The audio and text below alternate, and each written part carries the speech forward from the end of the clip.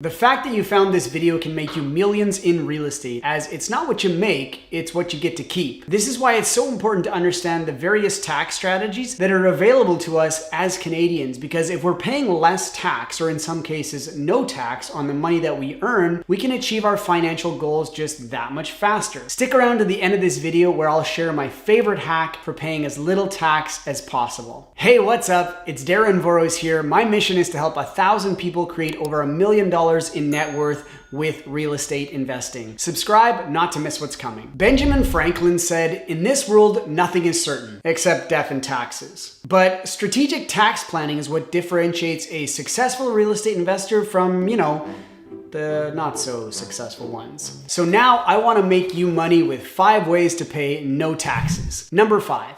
The principal residence exemption. Simply stated, the tax law in Canada says that if you inhabit a property as your primary residence, if and when you sell that property, you are exempt from paying tax on any increase in value. This can be very valuable in conjunction with strategies like house hacking or even buying and selling properties to save significant amounts of tax. Having said that, if you're using a strategy like house hacking where you are converting one of the units to a basement suite and potentially renting that out to someone else, you will be required to pay capital gains on the portion of the property that is being used as a rental. Similarly, when flipping properties, if the government sees a repeated pattern that you're moving into a property, improving it, selling it, and claiming it as your principal residence, they may clamp down on this and rule that you are in fact running a flipping business and not utilizing this tax savings as it was meant to be utilized. So be aware of these 2 items, and as always, when it comes to tax matters, make sure you consult a qualified professional to give you tax advice, and don't simply rely on a video you watched on YouTube.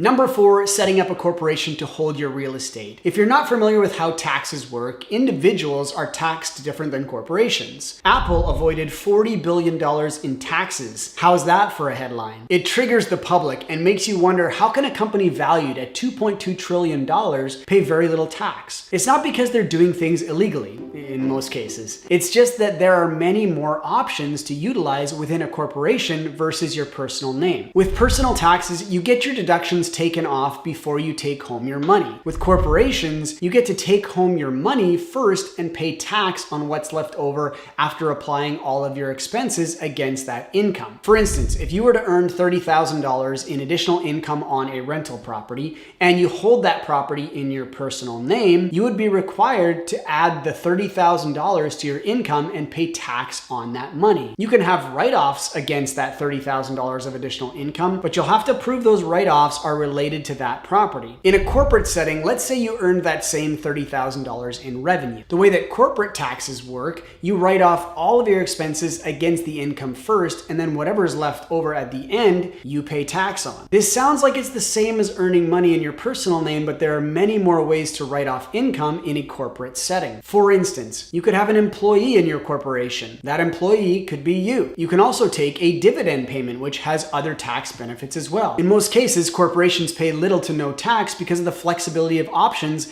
available that are not usable on the personal side. The downside to corporations is that they cost money to set up, and you will have to file a corporate tax return each year, which costs more than a personal tax return. But in most cases, the benefits still outweigh the drawbacks. Number 3, using a bare trust. A bare trust agreement simply states that the property or the income you're receiving is being held for someone else or something else, like a corporation. Let me give you an example of how this can work. I can hold a property in my personal name with a bare trust agreement in place that my lawyer draws up. The bare trust states to the taxman or woman that the property is being held in trust by me, but is actually owned by my corporation. An even better example of this is a strategy I've used in the past called Flip to JV. This strategy allows you to make quick cash through the benefits of flipping, but when you sell your portion to your partner, you draw up a bare trust agreement that states that even though you no longer are on the title or hold the mortgage, you still own a portion of the property and you haven't liquidated your interest. Therefore, you are not required to pay tax on the increase in value yet. For a full explanation of this strategy, check out this video where I explain the step-by-step process of the Flip to JV strategy right after this video. Number 2, the tax-free savings account. The government of Canada didn't do us any favors when they created this product and and called it a tax-free savings account. This should have been called a tax-free investment account because that's exactly what it is. You can use this account to invest in real estate through private mortgage lending or REITs, which are real estate investment trusts. Or you can even invest in the stock market in companies that are heavily focused on real estate. The problem is most investors are not even aware of the ability to use their tax-free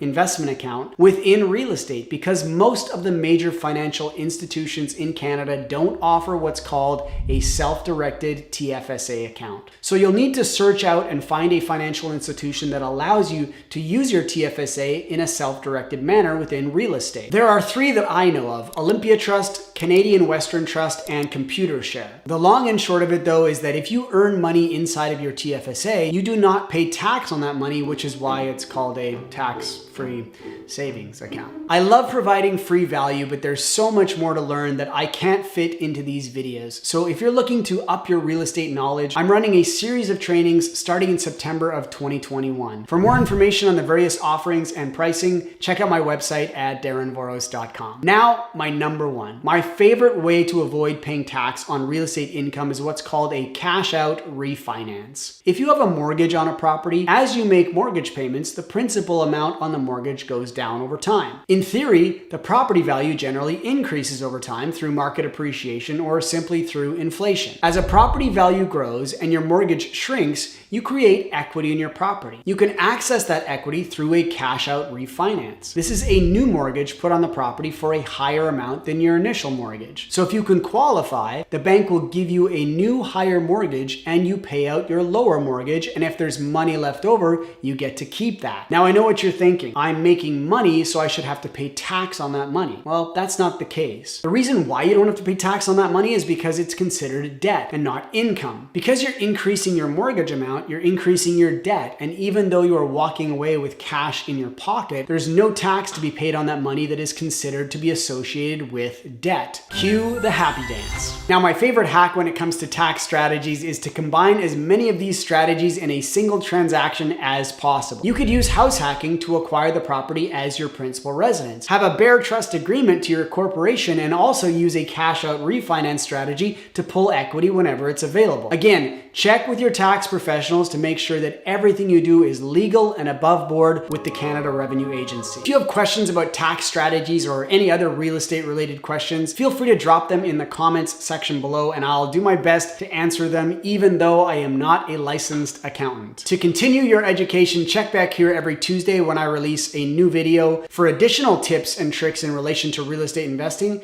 you can also follow me on Facebook and Instagram where I post regularly. Thanks for watching and I'll see you soon.